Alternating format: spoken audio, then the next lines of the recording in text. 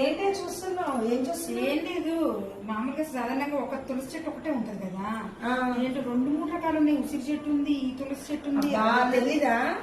ఇది లక్ష్మీదేవి అంటారు. అవును. ఇది నారాయణుడు.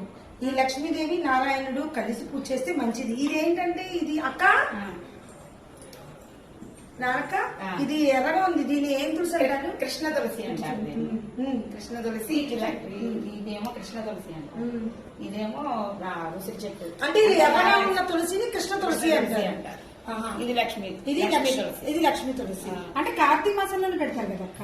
కార్తీక మాసంలో పెట్టిందే కొత్తవి పెడతాం మళ్ళీ మొక్కలు 2 ద్వాదశికి. అంటే ద్వాదశికి పని మేము అలా ఉంచేసుకుంటాం. అలా రెండింటికి కలిపి చేస్తే మంచిదట, అందుకని అట్లా పెట్టేసుకుంటాం. అంటే ఇందులో కృష్ణ తులసి, లక్ష్మీ తులసి, నారాయణుడు 3 ఉన్నాయిగా. 3 ఉండొచ్చు, తప్పేం లేదు. అంటే తప్పే లేదు. ఉసిరికి చెట్టు కూడా ఎప్పటికీ ఉన్నప్పుడు మంచిది. మంచిది. ఇది నారాయణ ఇలా కొనేస్తాం కదా, అది అందులో పెట్టేసి ఉంచేస్తాం. ఓహో, ఇది విడిగా ఇలా పెట్టారా తీసి? నేను అట్లా అనుకుంటే కార్తీక మాసం ఒక్కటే పెడతారు కదా, అలా పెట్టేసి ఉంచితే దానికి రెండింటికి కలిపి చేసుకుంటే మంచిదంట.